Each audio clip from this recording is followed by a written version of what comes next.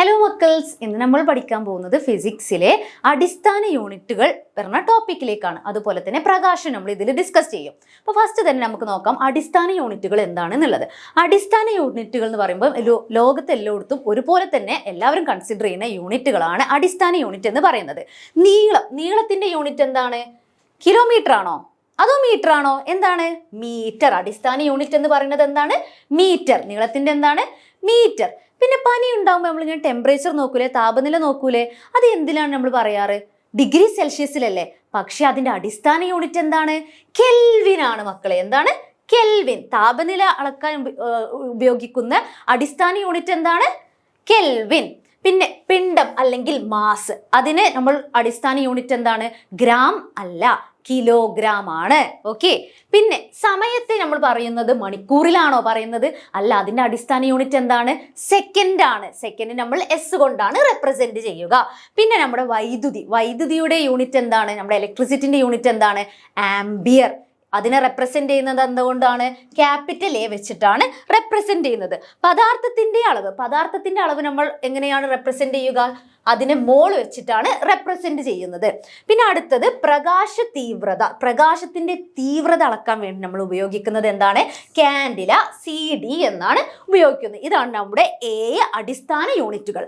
അടിസ്ഥാന യൂണിറ്റുകൾ നിന്നിട്ടാണ് നമ്മൾ എന്ത് ഉണ്ടാക്കുന്നത്? നമ്മുടെ വിൽപ്പന യൂണിറ്റുകൾ ഉണ്ടാക്കുന്നത്. ഓക്കെ. വിൽപ്പന യൂണിറ്റുകൾ എന്താണ്? അടിസ്ഥാന യൂണിറ്റുകൾ കൂടി ചേർന്നുണ്ടാവുന്നതാണ് എന്ത്? വിൽപ്പന യൂണിറ്റുകൾ. വേറൊന്നിനെ ഡിപ്പെൻഡ് ചെയ്യും. അപ്പം വിസ്തീർണത്തിന്റെ യൂണിറ്റ് എന്താണ്? മീറ്റർ സ്ക്വയർ ആണ്. വിസ്തീർണത്തിന്റെ യൂണിറ്റ് എന്താണ്? Metre square. എന്നാ വ്യാപ്തത്തിന്റെ യൂണിറ്റ് എന്താണ്? Metre cube. വ്യാപ്തത്തിന്റെ യൂണിറ്റ് എന്താണ്? Metre cube. പ്രവേഗം അല്ലെങ്കിൽ ദൂരത്തിൻ്റെത് മീറ്റർ ആണ്. പ്രവേഗത്തിൻ്റെത് എന്താണ്? മീറ്റർ പെർ സെക്കൻഡ് ആണ്. പിന്നെ അടുത്തത് ബലം ഫോഴ്സ്. അതാരാണ്? നമുക്ക് എല്ലാവർക്കും അറിയാം, ഒരു സയന്റിസ്റ്റ് അതിന്റെ പിന്നിലുണ്ട്, ന്യൂട്ടൺ. F=ma എന്ന് നമ്മൾ പഠിച്ചിട്ടുണ്ട്. അപ്പം ബലത്തിന്റെ യൂണിറ്റ് എന്താണ്? Newton N. ആക്കം, അതെന്താണ്? ആക്കത്തിന്റെ എന്താണ്? kg metre per second. പിന്നെ ത്വരണം മീറ്റർ പെർ സെക്കൻഡ് സ്ക്വയർ. ത്വരണത്തിന്റെ എന്താണ്? Metre per second square. നമ്മുടെ gravity, acceleration due to gravity ഒക്കെ ഉണ്ട് അല്ലേ, അതൊക്കെ നമുക്ക് എന്താ നോക്കാം. ഇനി അടുത്തത് എന്താണ്? ലെൻസിന്റെ പവർ. ലെൻസിന്റെ നമ്മൾ കാഴ്ച കമ്മി കാര്യങ്ങളൊക്കെ ഉണ്ടാകുമ്പോൾ നമ്മൾ എന്ത് ചെയ്യും? സ്പെക്സ് ഒക്കെ യൂസ് ചെയ്യും അല്ലെ, കറക്റ്റ് ചെയ്യാൻ വേണ്ടിയിട്ട്. അതിന്റെ യൂണിറ്റ് എന്താണ്? പവറിന്റെ യൂണിറ്റ് എന്താണ്? ഡയോപ്റ്റർ ആണ്. എന്താണ് മക്കളെ? ഡയോപ്റ്റർ ആണ്. പിന്നെ അടുത്തത് സാന്ദ്രതയുടെ യൂണിറ്റ് എന്താണ്? kg per metre cube. ശബ്ദത്തിന്റെ യൂണിറ്റ് ആർക്കെങ്കിലും അറിയോ? എന്താണ് ശബ്ദത്തിന്റെ യൂണിറ്റ്? പറയും. കറക്റ്റ്, അത് തന്നെ, ഡെസിബൽ. ശബ്ദ തീവ്രതത്തിന്റെ യൂണിറ്റ് എന്ന് പറയുന്നത് എന്താണ്? ഡെസിബൽ. ഡെസിബൽ എഴുതുമ്പോൾ ശ്രദ്ധിക്കുന്നതാണ് സ്മോൾ ഡിയും ക്യാപിറ്റൽ ബിയും ആണ് ഉള്ളത്. ഓക്കെ. പിന്നെ പ്രതലബലം എന്ന് പറയുന്നത് എന്താണ്? ന്യൂട്ടൺ പെർ മീറ്റർ ആണ് പ്രതലബലം. പിന്നെ പ്രതിരോധം നമ്മൾ പഠിച്ചിട്ടില്ലേ? നമ്മുടെ കറണ്ട് ഇലക്ട്രിസിറ്റി ഭാഗത്ത്, വൈദ്യുതിയുടെ ഭാഗത്ത് ഓം എന്നാണ്. എന്താണ്? ഓം ആണ്. ഓമിനെ എങ്ങനെ റെപ്രസെന്റ് ചെയ്യുക? ഇതാ നമ്മളൊരു ഹെഡ്ഫോണിന്റെ ഒക്കെ ഒരു പോലെ തന്നെയല്ലേ ചിഹ്നം. ഇതാണ് ഓം എന്ന് പറയുന്നത്. അത് എന്തിൻ്റെതാണ്? നമ്മുടെ പ്രതിരോധത്തിന്റെ യൂണിറ്റ് ആണ് ഓം. ഇനി അടുത്തത് പറയാനുള്ളത് എന്താണ്? പൊട്ടൻഷ്യൽ വ്യത്യാസത്തിന്റെ യൂണിറ്റ് എന്താണ്? വി അല്ലെങ്കിൽ വോൾട്ട് എന്ന് പറയും. ആവർത്തി എന്ന് പറയും. ഫ്രീക്വൻസി എന്ന് പറയുന്നത് അതിന്റെ യൂണിറ്റ് എന്താണ്? ഹെർട്സ്. ഇനി അടുത്തത് നമുക്ക് മീറ്ററിൽ തന്ന സാധനത്തിന് നമ്മൾ സെന്റിമീറ്ററിലേക്ക് മാറ്റുകയാണ് അല്ലെ. ഒരു സെന്റിമീറ്റർ നമുക്ക് എല്ലാവർക്കും അറിയില്ലേ? ഒരു സെന്റിമീറ്റർ എത്രയാണെന്ന് അറിയോ? അത് ഒരു മീറ്റർ എത്ര സെന്റിമീറ്റർ ആണെന്ന് അറിയും? ഏതാ നിങ്ങൾക്ക് അറിയാം? അതൊന്ന് പറഞ്ഞേ. ഒരു മീറ്റർ എന്ന് പറയുന്നത് എന്താണ്? 100 സെന്റിമീറ്റർ ആണ് അല്ലെ. അപ്പൊ ഒരു സെന്റിമീറ്റർ എന്തായിരിക്കും? 1/100 മീറ്റർ ആയിരിക്കും. എന്തായിരിക്കും? 1/100 മീറ്റർ. അപ്പൊ ഒരു മീറ്റർ എന്ന് പറയുന്നത് എന്താണ്? 100 സെന്റിമീറ്റർ. ഒരു സെന്റിമീറ്റർ എന്ന് പറയുന്നത് എന്താണ്? 1/100 മീറ്റർ ആണ്. അപ്പൊ നമുക്ക് മീറ്ററിലുള്ള യൂണിറ്റിനെ, ഞാൻ മീറ്ററിൽ തന്നത്, അതിനെ ഞാൻ എന്തിലേക്ക് കൺവേർട്ട് ചെയ്യുകയാണ്? എന്തിലേക്കാണ് മാറ്റുന്നത്? സെന്റിമീറ്ററിലേക്കാണ്. സെന്റിമീറ്റർ അല്ലേ ചെറുത്? അപ്പൊ ചെറുതിലേക്ക് മാറ്റുകയാണ് ചെയ്യുന്നത്. മീറ്റർ ആണുള്ളത്. ഒരു മീറ്റർ എന്ന് പറയുന്നത് എന്താണ്? 100 സെന്റിമീറ്റർ ആണ്. അപ്പൊ ഞാൻ ഇവിടെ മീറ്റർ എന്ന് എഴുതിയിട്ടില്ലേ, ആ ഭാഗത്ത് ഞാൻ എന്ത് ഇട്ട് കൊടുത്തു? ഇൻറ്റു 100 സെന്റിമീറ്റർ എന്ന് ഇട്ട് കൊടുത്തു. അപ്പം 4.5 ഇൻറ്റു 100 സെന്റിമീറ്റർ എന്ന് പറയുന്നത് എത്രയാണ്? 450 സെന്റിമീറ്റർ ആണ്. ക്ലിയർ അല്ലേ? അപ്പൊ ഞാനിവിടെ ചെയ്തത് എല്ലാവർക്കും മനസ്സിലായില്ലേ? മീറ്ററിനെ സെന്റിമീറ്ററിലേക്ക് ഞാൻ മാറ്റി. ഇനി അടുത്തത് നീളത്തിലാണ്. നമ്മൾ ലെങ്ത് എന്താണ്? ലെങ്ത്തിന് നീളം എന്നല്ലേ പറയാ.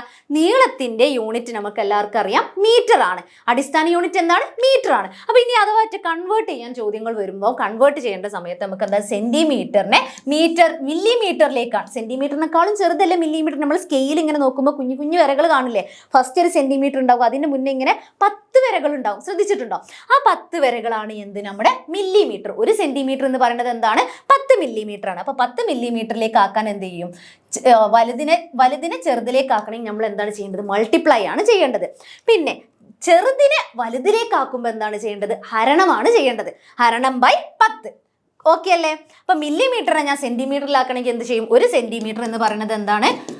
10 മില്ലിമീറ്റർ ആണ്. അപ്പോൾ 1 മില്ലിമീറ്റർ എന്ന് പറയുമ്പോൾ എന്താണ് ചെയ്യേണ്ടത്? 1/10 സെന്റിമീറ്റർ ആണ്. ക്ലിയർ ആണോ? ഓക്കെ. കാരണം എന്താ? മില്ലിമീറ്റർ ആണ് ചെറുത്, സെന്റിമീറ്റർ ആണ് അതിനേക്കാളും വലുത് അതിനെ കമ്പയർ ചെയ്യുമ്പോൾ. അപ്പോൾ 1 സെന്റിമീറ്റർ എന്ന് പറയുന്നത് എന്താണ്? 100 മില്ലിമീറ്റർ ആണ്. 1 മില്ലിമീറ്റർ എന്ന് പറയുന്നത് 1/10 സെന്റിമീറ്റർ ആണ്. പിന്നെ മീറ്ററിനെ ഞാൻ ആദ്യം പറഞ്ഞു, മീറ്ററിനെ ഞാൻ സെന്റിമീറ്ററിലേക്ക് ആക്കുമ്പോൾ വലുതിനെ ചെറുതിലേക്ക് ആക്കുമ്പോൾ ഞാൻ എന്താ ചെയ്യേണ്ടത്? മൾട്ടിപ്ലൈ ആണ് ചെയ്യേണ്ടത്. എന്താ മക്കളെ ചെയ്യേണ്ടത്? മൾട്ടിപ്ലൈ. അത് എത്ര വെച്ചിട്ടാണ്? 100 വെച്ചിട്ട്. ഇപ്പൊ കിലോമീറ്ററിനെ ഞാൻ മീറ്ററിലേക്ക് ആക്കുകയാണെങ്കിലോ അതിനെ 1000 കൊണ്ട് മൾട്ടിപ്ലൈ ചെയ്യണം. മീറ്ററിന് കിലോമീറ്ററിലാക്കണമെങ്കിൽ എന്ത് ചെയ്യണം? ചെറുതിനെ വലുതിലേക്ക് മാറ്റണമെങ്കിൽ, ചെറുതിനെ വലുതിലേക്ക് മാറ്റുക എന്താ നമ്മൾ ചെയ്യേണ്ടത്? ഹരണമാണ് ചെയ്യേണ്ടത്. കിലോമീറ്ററും മീറ്ററും ആണെങ്കിൽ എന്താണ്? 1000 ആണ് കൺസിഡർ ചെയ്യേണ്ടത്. പിന്നെ മീറ്ററും സെന്റിമീറ്ററും ആണെങ്കിൽ നമ്മൾ എന്താ കൺസിഡർ ചെയ്യേണ്ടത്? 100 ആണ് കൺസിഡർ ചെയ്യേണ്ടത്. സെന്റിമീറ്ററും മില്ലിമീറ്ററും ആണെങ്കിൽ അതിന് എന്തുകൊണ്ടാണ് കൺസിഡർ ചെയ്യേണ്ടത്? എന്തുകൊണ്ടാണ്? 10. കറക്റ്റ്. ഇനി അടുത്തത് നമ്മൾ പറയാൻ പോകുന്നത് ആസ്ട്രോണമിക്കൽ യൂണിറ്റ് എന്നാണ്.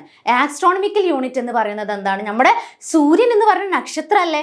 അപ്പൊ നക്ഷത്രവും അതുപോലെ തന്നെ നമ്മുടെ ഭൂമിയും തമ്മിലുള്ള ദൂരം അളക്കുന്നതിനെയാണ് എന്തെന്ന് പറയുന്നത്? ആസ്ട്രോണമിക്കൽ യൂണിറ്റിലാണ് അതിനെ നമ്മൾ റെപ്രസെന്റ് ചെയ്യുന്നത്. ഓക്കെ. ഒരു ആസ്ട്രോണമിക്കൽ യൂണിറ്റ് എന്ന് പറയുന്നത് എന്താണ്? 1.4 × 10⁻11 കിലോമീറ്റർ ആണ്. അല്ലെങ്കിൽ എന്താണ്? 15 കോടി കിലോമീറ്റർ ആണ് നമ്മുടെ ഭൂമിയിൽ നിന്ന് സൂര്യനിലേക്കുള്ള ദൂരം. ക്ലിയർ ആണോ? അപ്പോൾ ഇനി അടുത്തത് എന്താ നമുക്ക് നോക്കാം. അത് ആസ്ട്രോണമിക്കൽ യൂണിറ്റിലാണ് നമ്മൾ സൂര്യന്റെയും അതുപോലെ തന്നെ ഭൂമിയുടെയും ദൂരം അളക്കുന്നത്. പിന്നെ ഒരു ആസ്ട്രോണമിക്കൽ യൂണിറ്റ് എന്ന് പറയുന്നത് എന്താണെന്ന് അറിയോ? അത് എന്തിനാണ് മെഷർ ചെയ്യുന്നത്? നമ്മൾ ഗ്രഹങ്ങളുടെ ദൂരങ്ങൾ അളക്കാൻ വേണ്ടിയാണ് മെഷർ ചെയ്യുന്നത്. ഇനി അടുത്തത് മെഷർമെന്റ് 1 മില്ലിഗ്രാം എന്ന് പറയുന്നത് എന്താണ്? 10⁻⁻6 kg ആണ്. ആദ്യം ഇതിനെ ഗ്രാമിലേക്ക് കൺവേർട്ട് ചെയ്തു. ഗ്രാമിലേക്ക് കൺവേർട്ട് ചെയ്തതിന് ശേഷം പിന്നെ അതിനെ എന്തിലേക്ക് കൺവേർട്ട് ചെയ്തു? കിലോഗ്രാമിലേക്ക് കൺവേർട്ട് ചെയ്തു. അങ്ങനെയാണ് നമുക്ക് എന്ത് കിട്ടിയത്? 10⁻6 ആണ് കേട്ടോ. മുകളിൽ എന്താണ്? -6 കിലോമീറ്റർ ആണ്. പിന്നെ അടുത്തത് എന്താണ്? 1 ഗ്രാം. 1 ഗ്രാം എന്ന് പറയുന്നത് എത്ര കിലോഗ്രാം ആണ്? 10⁻³ കിലോഗ്രാം ആണ്. 1 ഗ്രാം എന്ന് പറയുന്നത് എന്താണ്? 10⁻³ കിലോഗ്രാം ആണ്. ഒരു കിൻഡിൽ എത്രയാണ്? 10 സ്ക്വയർ അല്ലെങ്കിൽ എന്താണ്? 10 സ്ക്വയർ അല്ലെങ്കിൽ 100 കിലോഗ്രാമിനെയാണ് എന്തെന്ന് പറയുന്നത്? ഒരു കിൻഡൽ എന്ന് പറയുന്നത്. പിന്നെ അടുത്തത് എന്താണ്? 1 ടൺ. 1 ടൺ എന്ന് പറയുന്നത് എന്താണ്? 1000 കിലോഗ്രാം ആണ് അല്ലെങ്കിൽ 10⁻³ കിലോഗ്രാം ആണ്. ഇനി അടുത്തത് എന്താണ്? ലൈറ്റ് ഇയറിനെയാണ് നമ്മൾ പറയാൻ പോകുന്നത്. ലൈറ്റ് ഇയർ എന്ന് പറയുന്നത് എന്താണ്? നമ്മുടെ നക്ഷത്രങ്ങൾ തമ്മിലുള്ള ഡിസ്റ്റൻസിനെയാണ് എന്ത് മക്കളെ പറയാ? ലൈറ്റ് ഇയർ എന്ന് പറയുന്നത്. പാർസെക് എന്ന് പറയുന്നത് എന്താണെന്നറിയോ? ഈ ഗാലക്സി എന്ന് പറയുന്നത് എന്താ? ഒരു കൂട്ടമായിട്ടുള്ള നക്ഷത്രത്തിനല്ലേ ഗാലക്സി എന്ന് പറയുന്നത്. അപ്പൊ ഈ കൂട്ടമായിട്ടുള്ള നക്ഷത്രത്തിന് നമ്മൾ പറയുന്ന പേരാണ്, അതിന്റെ ഡിസ്റ്റൻസുകൾ തമ്മിൽ ഗാലക്സികൾ ഒരു കൂട്ട നക്ഷത്രം ഇവിടെ ഉണ്ടെങ്കിൽ അപ്പുറത്തെ കൂട്ടത്തെ നക്ഷത്രം കൂടി നോക്കുന്ന ദൂരത്തെയാണ് എന്തെന്ന് പറയുന്നത്? പാർസെക് എന്ന് പറയുന്നത്. ഒരു പാർസെക് എന്ന് പറയുന്നത് എന്താണ്? 3.26 ലൈറ്റ് ഇയർ ആണ്. ലൈറ്റ് ഇയർ എന്താണ്? ലൈറ്റ് ഇയർ നമ്മൾ പറഞ്ഞു നക്ഷത്രങ്ങൾ തമ്മിലുള്ള ദൂരങ്ങൾ അളക്കുന്ന യൂണിറ്റ് ആണ് ലൈറ്റ് ഇയർ എന്ന് പറഞ്ഞു. ലൈറ്റ് ഇയർ എന്ന് പറയുന്നത് എന്താണ്? 9.46 × 10⁻12 കിലോമീറ്റർ ആണ്. അപ്പൊ 1 ലൈറ്റ് ഇയർ എന്ന് പറയുന്നത് 9.46 × 10⁻12 കിലോമീറ്റർ ആണ്. അപ്പൊ 1 പാർസെക് എന്ന് പറഞ്ഞ പാർസെക് എന്തിനാണ് ഉപയോഗിക്കുന്നത്? ഗാലക്സികളുടെ തമ്മിലുള്ള ഡിസ്റ്റൻസ് മെഷർ ചെയ്യാൻ വേണ്ടിയാണ് യൂസ് ചെയ്യുന്നത്. 3.26 × ലൈറ്റ് ഇയർ. ഒരു ലൈറ്റ് ഇയർ എന്താണ്? 9.46 × 10⁻12 കിലോമീറ്റർ ആണ്. ഇനി അടുത്തത് നമ്മൾ കലോറി കേട്ടിട്ടില്ലേ? ഡയറ്റും കാര്യങ്ങളൊക്കെ ചെയ്യുന്നവരൊക്കെ ഇങ്ങനെ പറഞ്ഞു കേട്ടിട്ടുണ്ടോ? ഇത്ര കലോറിയിലെ ഫുഡാണ് കഴിക്കാൻ പാടുള്ളൂ, ഇത്ര കലോറിയാണ് ചെയ്യേണ്ടത് എന്നൊക്കെ. എനിക്ക് ഡയറ്റ് ചെയ്യാത്തതുകൊണ്ട് പിന്നെ അത്ര വലിയ ധാരണയില്ല. നമുക്ക് എന്താ നോക്കാം അല്ലെ. 1 കലോറി എന്ന് പറയുന്നത് എന്താണ്? 4.2 ജൂൾ ആണ്. 1 കലോറി എന്ന് പറയുന്നത് എന്താണ്? 4.2 ജൂൾ ആണ് 1 കലോറി എന്ന് പറയുന്നത്. ആരെങ്കിലും HP എന്താന്ന് കേട്ടിട്ടുണ്ടോ? HP എന്താ? കറക്റ്റ്. എന്താണ്? ഹോഴ്സ് പവറിനെയാണ് എന്തെന്ന് പറയുന്നത്? HP. വാട്ട് എന്തിന്റെ യൂണിറ്റ് ആണ്? നമ്മുടെ പവറിന്റെ യൂണിറ്റ് അല്ലേ വാട്ട്. അപ്പോൾ 1 ഹോഴ്സ് പവർ എന്ന് പറയുന്നത് എന്താണ്? 746 വാട്ടാണ്. ക്ലിയർ അല്ലേ? പിന്നെ ശൂന്യതയിലുള്ള പ്രകാശത്തിന്റെ വേഗത എന്ന് പറയുന്നത് എത്രയാണ്? 3 × 10⁸ മീറ്റർ പെർ സെക്കൻഡ്. ഒരു സെക്കൻഡിൽ എത്ര മീറ്റർ ആണ് കടന്നു പോവുക? ശൂന്യതയിൽ എത്രയാണ് സ്പീഡിന്റെ ലൈറ്റിന്റെ വേഗത? അതെന്താണ്? ലൈറ്റിന്റെ വേഗത എന്താ ശൂന്യതയിൽ? ഒരു സെക്കൻഡിൽ 3 × 10⁸ മീറ്റർ പെർ സെക്കൻഡ് ആണ്. ഓക്കെ, അപ്പോൾ ഒരു സെക്കൻഡിൽ എത്ര ദൂരമാണ് നമ്മൾ ലൈറ്റ് ശൂന്യതയിൽ പോവുക? ശൂന്യതയിലാണ് ഏറ്റവും കൂടുതൽ ലൈറ്റിന് സഞ്ചരിക്കാൻ പറ്റുന്നത്. പിന്നെ acceleration due to gravity on earth, അല്ലെങ്കിൽ ഭൂമിയുടെ ഗുരുത്വാകർഷണ മൂലമുള്ള ത്വരണം എന്ന് പറയുമ്പോൾ ആക്സിലറേഷന്റെ യൂണിറ്റ് എന്താണ്? Metre per second square. അപ്പൊ ഗുരുത്വാകർഷണ മൂലമുള്ള ത്വരണത്തിന് നമ്മൾ എന്താ പറയുന്നത്? ഗ്രാവിറ്റേഷൻ ഉള്ളത് എല്ലാവർക്കും അറിയില്ലേ? അപ്പൊ ഈ ആക്സിലറേഷൻ ഡ്യൂ ടു ഗ്രാവിറ്റി എന്താണ്? അതിന്റെ യൂണിറ്റ് ത്വരണം എന്ന് പറയുമ്പോൾ എന്താണ്? മീറ്റർ പെർ സെക്കൻഡ് സ്ക്വയർ ആണ്. അപ്പൊ 9.8 മീറ്റർ പെർ സെക്കൻഡ് സ്ക്വയർ ആണ്. പിന്നെ ഈ ഗ്രാവിറ്റേഷണൽ യൂണിറ്റ് എന്ന് പറയുന്നത് എന്താണ്? ഗുരുത്വാകർഷണ ബലത്തിന് ബലം കണ്ടുപിടിക്കാൻ ഒരു കോൺസ്റ്റന്റ് ആയിട്ടുള്ള ഒരു ടേം ഉണ്ട്. അതാണ് G കൊണ്ടാണ് അതിനെ റെപ്രസെന്റ് ചെയ്യുക. ആ G എന്ന് പറയുന്നത് എന്താണ്? നമ്മുടെ ഗുരുത്വാകർഷണ സ്ഥിരാങ്കമാണ്. ഓക്കെ, അപ്പൊ അതിന്റെ വാല്യൂ എന്താണ്? 6.67 × 10⁻11 newton metre square by kg square ആണ്. ഓക്കെ, പ്രതിപതനം എന്ന് പറയുന്നത് എന്താണ്? ഒരു സർഫസിൽ, ഒരു പ്രതലത്തിൽ നമ്മുടെ പ്രകാശരശ്മി വന്ന് തട്ടിത്തെറിക്കുന്നതിനെയാണ് എന്തെന്ന് പറയുന്നത്? പ്രതിപതനം എന്ന് പറയുന്നത്. അപ്പൊ നിങ്ങൾക്ക് എന്നെ കാണാൻ കഴിയുന്നത് എന്തുകൊണ്ടാണ്? ഇവിടെ ഈ പ്രകാശരശ്മികൾ എൻ്റെ മേത്ത് തട്ടിയിട്ട് തിരിച്ച് ക്യാമറയിലേക്ക് വരുന്നതാണ് അത് പകർത്താൻ കഴിയുന്നത്. അപ്പം ഒരു സർഫസ് അല്ലെങ്കിൽ എന്ത് നമ്മൾ മുന്നിൽ കാണണമെങ്കിലും, ഇപ്പം എൻ്റെ അടുത്ത് ഒരു ചുവന്ന ക്ലോക്ക് ഉണ്ടെങ്കിൽ ആ ചുവന്ന ക്ലോക്ക് എന്തുകൊണ്ടാണ് എനിക്ക് കാണുന്നത്? കാരണം അതിലേക്ക് നമ്മുടെ പ്രകാശരശ്മികൾ വന്ന് തട്ടി തെറിച്ച് എൻ്റെ കണ്ണിലേക്ക് വന്നിട്ട് അത് റിഫ്ലക്റ്റ് ചെയ്യുന്നതുകൊണ്ടാണ്. പണ്ട് കാലങ്ങളിൽ അവർ വിശ്വസിച്ചിരുന്നത് എന്താണെന്ന് അറിയോ? കണ്ണിലൂടെയാണ് നമുക്ക് പ്രകാശം കിട്ടുന്നത് എന്നാണ്. പക്ഷെ അത് തെറ്റാണോ? തെറ്റല്ലേ? അത് തെറ്റാണ്. കാരണം എന്താണ്? നമുക്ക് പ്രകാശം തട്ടിയിട്ട്, ഒരു സാധനത്തിൽ തട്ടിയിട്ട് തിരിച്ചു വരുന്നതാണ് നമ്മുടെ കണ്ണ് ക്യാപ്ചർ ചെയ്യുന്നത്. അപ്പോൾ നമുക്ക് നോക്കാം, പ്രതിപതനം എന്ന് പറയുന്നത് എന്താണ്? പ്രതിപതനം എന്ന് പറയുന്നത് ഒരു പ്രകാശരശ്മി ഒരു പ്രതലത്തിൽ തട്ടി തിരിച്ചു വരുന്നതിനെയാണ് പ്രതിപതനം എന്ന് പറയുന്നത്. പ്രതിപതനം 2 തരത്തിലുണ്ട്. എന്താണ് പ്രതിപതനം 2 തരത്തിലുള്ളത്? ഒന്ന്, നമ്മുടെ മിനുസമായ ഒരു പ്രതലത്തിൽ നമ്മുടെ പ്രകാശരശ്മികൾ വന്ന് തട്ടി തെറിച്ചു പോകുന്നതിനെയാണ്, തെറിച്ച് ഒരു ക്രമാഹരിതമുള്ള രൂപത്തിലാണ് പോകുന്നത്. പിന്നെ അടുത്തത് എന്ന് പറയുന്നത് എന്താണ്? ഇറഗുലർ സർഫസ്, റഫ് ആയിട്ടുള്ള സർഫസ് ആണ്. പരുപരുത്ത സ്ഥലത്ത് നിന്നിട്ട് തട്ടിത്തെറിച്ച് പോവുകയാണ് നമ്മുടെ റിഫ്ലക്ഷൻ. ഓക്കെ, അപ്പൊ അതിലെന്താണ്? ഒരു ക്രമം ഉണ്ടാവില്ല. ഇല്ലാത്തത് കൊണ്ടാണ് അതിന് ഇറഗുലർ റിഫ്ലക്ഷൻ എന്ന് പറയുന്നതും. റെഗുലർ റിഫ്ലക്ഷൻ എന്ന് പറയുന്നത് എന്താണ്? നമ്മുടെ പ്രകാശരശ്മികൾ പ്രതലത്തിൽ വന്ന് തട്ടി തിരിച്ചു പോകുന്നതിനെയാണ്. അതിനൊരു ക്രമം ഉണ്ടാകും. ക്രമ രീതിയിലാണ്, ഇതൊരു നല്ലൊരു ഓർഡറിലാണ് പോകുന്നത്. ക്ലിയർ ആണോ? ഇനി അടുത്തത് നമ്മുടെ ശൂന്യതയിലാണ്. നമ്മുടെ ശൂന്യതയിൽ എത്രയാണ്? 10⁸ മീറ്റർ പെർ സെക്കൻഡിലാണ് നമ്മുടെ പ്രകാശത്തിന്റെ വേഗത വരുന്നത്. ഇവിടെ എന്ത് ചെയ്തു? രാഹുൽ പറഞ്ഞൊരു കുട്ടി ടോർച്ച് അടിച്ചിട്ട് നമ്മുടെ ഒരു ലൈറ്റിന് വേണ്ടിയിട്ട് നമ്മൾ എന്ത് ചെയ്തു? ഇവിടെ ഒരു സമദർപ്പണം വെച്ചിട്ടുണ്ട്. അതിൽ നിന്നിട്ട് എന്ത് ചെയ്തു? ആ റിഫ്ലക്ഷൻ നമ്മുടെ സ്ക്രീനിലേക്ക് വന്നു. നമ്മൾ ഇനി പറയാൻ പോകുന്നത് പ്രതിപതന നിയമങ്ങളാണ്. അപ്പോൾ 2 നിയമങ്ങളുണ്ട്. അതിൽ ഫസ്റ്റ് പറയാൻ പോകുന്നത് എന്താണ്? നമ്മുടെ പ്രകാശരശ്മി വന്ന് ഒരു പ്രതലത്തിലേക്ക്, ഒരു മിനുസമായ പ്രതലത്തിൽ വന്ന് തട്ടുമ്പോൾ ആ രശ്മിയെ നമ്മൾ വിളിക്കുന്ന പേരെന്താണ്? പതനരശ്മി എന്നാണ് വിളിക്കുന്നത്. എന്താ വിളിക്കുന്നത്? പതനരശ്മി എന്നാണ് വിളിക്കുന്നത്. പതനരശ്മി തട്ടിയിട്ട് അതിൽ നിന്ന് പ്രതിപതന രശ്മിയാണ് വരുന്നത്. ഒരു ലൈറ്റ് റേ ഇവിടെ വന്ന് തട്ടിയിട്ട് അത് റിഫ്ലക്റ്റ് ചെയ്തു പോകുന്ന, പ്രതിപതനം ചെയ്തു പോകുന്ന രശ്മിയെ നമ്മൾ എന്ത് പറയും? പ്രതിപതന രശ്മി എന്ന് പറയുന്നു. ഇത് പതനരശ്മി എന്നും, അതുപോലെ തന്നെ ഇങ്ങോട്ട് നമ്മൾ തിരിച്ചു പോകുന്ന രശ്മി നമ്മൾ എന്ത് പറയും? തട്ടിത്തെറിച്ച പ്രതലത്തിൽ തട്ടിത്തെറിച്ച് പോകുന്ന രശ്മി നമ്മൾ എന്ത് പറയും? പ്രതിപതന രശ്മി. Very good. അപ്പൊ നമ്മുടെ ഈ പതനരശ്മിയും പ്രതിപതന രശ്മിയും ഒരു സ്മൂത്ത് ആയിട്ടുള്ള അല്ലെങ്കിൽ ഒരു മിനുസമായുള്ള സർഫസിൽ വന്ന് തട്ടിയിട്ട് റിഫ്ലക്റ്റഡ് ആയി പോയിട്ടുണ്ട്. അപ്പൊ അതിലേക്ക് ഞാൻ എന്ത് ചെയ്തു, ഒരു ലംബം വരച്ചു. ലംബം എന്ന് പറയുന്നത് എന്താണ്? ലംബം എന്ന് പറയുന്നത് എന്താ മക്കളെ? 90 ഡിഗ്രി ഉള്ള ഒരു ലൈൻ ഞാൻ വരച്ചു കൊടുത്തു. ഓക്കെ, അപ്പൊ ഇവിടെ പറയുന്നത് എന്താണെന്നറിയോ? നമ്മുടെ ഈ മിറർ ഓഫ് റിഫ്ലക്ഷന്റെ നിയമങ്ങൾ എന്താണെന്ന് അറിയോ? ഈ മിറർ ഓഫ് റിഫ്ലക്ഷനിൽ നിയമങ്ങൾ പറയുന്നത് എന്താണ്? ഈ ആംഗിൾ നമ്മളെ പതന കോണും അതുപോലെ തന്നെ പ്രതിപതന കോണും, പതന കോണും അതുപോലെ തന്നെ പ്രതിപതന കോണും രണ്ടും എന്താണ്? തുല്യമാണ്. അപ്പൊ നമ്മുടെ പതന കോണും അതുപോലെ തന്നെ നമ്മുടെ പ്രതിപതന കോണും തുല്യമാണ്. അപ്പൊ ഞാൻ ഇവിടെ എന്ത് ചെയ്തു? ഒരു മിനുസമായ സർഫസ് ഇവിടെ വരച്ചു, ഒരു മിനുസമായ പ്രതലം വരച്ചു. പിന്നെ അതിലേക്കൊരു പതന കോണ് വന്നിട്ടുണ്ട്. അത് പിന്നെ തട്ടിയിട്ട് ആ പ്രതലത്തിൽ തട്ടിയിട്ട് എന്ത് സംഭവിച്ചു? അത് തട്ടി തെറിച്ചു പോവുകയാണ്. ആ തട്ടി തെറിച്ചു പോകുന്ന ആംഗിൾ രശ്മിയെ ഞാൻ എന്ത് വരച്ചു? പതന രശ്മിയും. അതെന്താ? തെറിച്ചു പോകുന്നതിന് എന്താ പറയുന്നത്? പ്രതിപതന രശ്മിയുമാണ്.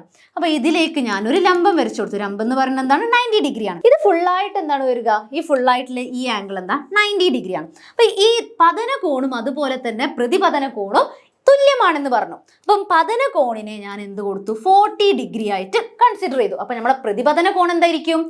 40 തന്നെ. കാരണം എന്താ? അത് രണ്ടും ഈക്വൽ ആണ്. നമ്മുടെ പ്രതിപതന നിയമം അനുസരിച്ച് അത് രണ്ടും തുല്യമാണ്. അപ്പൊ ഇനി ഞാൻ ചോദിക്കാൻ പോകുന്ന ചോദ്യം എന്താണെന്നറിയോ? ഈ പതനരശ്മിയും അതുപോലെ തന്നെ നമ്മുടെ ഈ പ്രതലവും തമ്മിലുള്ള കോൺ എന്താണെന്നാണ് ചോദിക്കുന്നത്. ഇത് ഫുള്ളായിട്ട് 90 ഡിഗ്രി അല്ലേ? ഇത് ഫുള്ളായിട്ട് 90 ഡിഗ്രിയാണ്. ഓക്കെ, അപ്പം ഈ ആംഗിൾ എന്ന് പറയുന്നത് എന്താണ്? 90 മൈനസ് 40 ഡിഗ്രിയാണ്. ഈ കോണ് നമ്മുടെ പതന കോണും അതുപോലെ തന്നെ പതന രശ്മിയും അതുപോലെ തന്നെ നമ്മുടെ പ്രതിപതന കോണും തമ്മിൽ എത്രയാണ് ആംഗിൾ വരുന്നത്? 90 മൈനസ് നമ്മുടെ പതന കോണ് ഇവിടുത്തെ എത്രയാണ്? 40 ഡിഗ്രിയാണ്. അപ്പൊ 90 മൈനസ് 40 എന്ന് പറയുന്നത് എത്രയാണ്? 50 ഡിഗ്രിയാണ്. 90 മൈനസ് 40 എത്ര? 50 ഡിഗ്രി. അപ്പൊ ഇവിടെ നമുക്ക് കിട്ടിയത് എത്രയാണ്? ഇവിടെയും 40 ഡിഗ്രിയാണ്. അപ്പൊ ഇവിടെ എന്തായിരിക്കും? പ്രതിപതന രശ്മിയും അതുപോലെ തന്നെ പ്രതലവും തമ്മിലുള്ള കോണ് എന്ന് പറയുന്നത് എന്താണ്? 90 minus 40 that is equal to 50 degree. ഇത് നമ്മുടെ NMMS ചോദിച്ച ചോദ്യത്തിൽ പെട്ടതാണ്. ഇത് ക്ലിയർ ആണോ? പിന്നെ അടുത്ത നിയമം എന്ന് പറയുന്നത് എന്താണ്? വളരെ എളുപ്പമായ നിയമമാണ്. നമ്മുടെ പതന രശ്മിയും അതുപോലെ തന്നെ പ്രതിപതന രശ്മിയും നമ്മുടെ പതന ബിന്ദുവും ഇവിടെ മീറ്റ് ചെയ്യുന്ന, അവര് കൂട്ടിമുട്ടുന്ന സ്ഥലത്തെ എന്താണ്? പതന ബിന്ദു എന്ന് പറയും. അതും നമ്മുടെ പ്രതലത്തിലാണ്, ഒരു പ്രതലത്തിലാണ്. അതുപോലെ തന്നെ നമ്മുടെ ലംബവും, ഇത് മൂന്നും ഒരു പ്രതലത്തിൽ തന്നെയാണ് ഉണ്ടാവുക എന്നാണ് നമ്മുടെ പ്രതിപതന നിയമത്തിന്റെ രണ്ടാമത്തെ നിയമം. അപ്പൊ രണ്ട് നിയമങ്ങൾ നമ്മൾ പഠിച്ചു. നമ്മുടെ മെയിൻ ആയിട്ടുള്ള നിയമം എന്താണ്? നമ്മുടെ പതന കോണും അതുപോലെ തന്നെ പ്രതിപതന കോണും തമ്മിൽ ഈക്വൽ ആണ്, അല്ലെങ്കിൽ സമമാണ്. പിന്നെ നമുക്ക് പറയാനുള്ളത് എന്താണ്? പതന കോണും പതന രശ്മിയും പ്രതിപതന രശ്മിയും ലംബവും ഒരു സ്ഥലം എന്ന് പറയുമ്പോൾ നമ്മൾ എന്താണ്? ആ സ്ഥലം നമ്മുടെ പ്രതലത്തിൽ തന്നെ ആണുള്ളതെന്ന് ആണ് രണ്ടാമത്തെ നിയമം. ക്ലിയർ അല്ലേ? ഇനി നമ്മൾ പറയാൻ പോകുന്നത് സമാന്തര ദർപ്പണത്തിന്റെ, നമ്മുടെ പ്ലെയിൻ മിററിന്റെ പ്രോപ്പർട്ടീസ്, സവിശേഷതകളാണ്. നമ്മുടെ പ്ലെയിൻ മിററിൽ എന്താണ്? നമ്മൾ പ്ലെയിൻ മിറർ മുന്നിൽ വെക്കുകയാണെങ്കിൽ എന്താണ്? സമാന്തര ദർപ്പണം നമ്മുടെ മുന്നിൽ വെക്കുമ്പോൾ നമ്മുടെ സെയിം ആയിരിക്കില്ലേ നീളം? ഞാനിപ്പം ഒരു മിററിന്റെ മുന്നിൽ നിൽക്കുകയാണ്, നമ്മൾ പ്ലെയിൻ മിററിന്റെ മുന്നിൽ നിൽക്കുകയാണ്. അപ്പോൾ ഞാനിപ്പോൾ 5 മീറ്റർ ദൂരെയാണ് നിൽക്കുകയാണെങ്കിൽ അതിൻ്റെ നമ്മുടെ ഇമേജ് ഫോർമേഷൻ എവിടെ ആയിരിക്കും ഉണ്ടാവുക? എവിടെ ഉണ്ടാവുക? നമ്മുടെ മിററിന്റെ ഉള്ളിൽ 5 മീറ്റർ ആയിട്ടാണ് ഉണ്ടാവുക. പിന്നെ എന്താണ്? അതുപോലെ തന്നെ നമ്മുടെ ഒബ്ജക്റ്റിന്റെ ഹൈറ്റും അതുപോലെ തന്നെ ഇമേജിന്റെ ഹൈറ്റും എന്താണ്? ഈക്വൽ ആയിരിക്കും. നമ്മുടെ സമതല ദർപ്പണത്തിന്റെ സവിശേഷതകളാണ് നമ്മൾ പറഞ്ഞുകൊണ്ടിരിക്കുന്നത്. അപ്പം നമ്മൾ അതിനെ പറ്റിയിട്ട് അതിൻ്റെ ഏറ്റവും മുഖ്യമായിട്ടുള്ള അല്ലെങ്കിൽ ഇമ്പോർട്ടൻ്റ് ആയിട്ടുള്ളത് എന്താണെന്ന് അറിയോ? പാർശ്വിക വിപരീയം. അതെന്താണ്? നമ്മളിപ്പോൾ നമ്മുടെ പേര് എന്ത് ചെയ്തു? ഒരു പേപ്പറിൽ എഴുതിയിട്ട് നമ്മുടെ മിററിന്റെ മുന്നിൽ വെച്ചു. മിററിന്റെ മുന്നിൽ വെക്കുമ്പോൾ അതെന്താണ്? കറക്റ്റ് ആയിട്ടാണോ കാണുന്നത്? നിങ്ങൾക്ക് ഇമേജ് ഫോർമേഷൻ പഠിക്കാനില്ലേ മാറ്റിൽ? ഓർമ്മയില്ലേ? NMMSൻ്റെത്. അപ്പോൾ അതിലേക്ക് എന്താണ് പറയാനുള്ളതെന്ന് വെച്ചാൽ, നമ്മുടെ മിറർ ഉണ്ടെങ്കിൽ മിററിന്റെ വലതുവശത്ത് നമ്മുടെ ഇടതുവശമാണ് കാണുക, അതുപോലെ തന്നെ ഇടതുവശത്ത് നമ്മുടെ വലതുവശമാണ് കാണുക.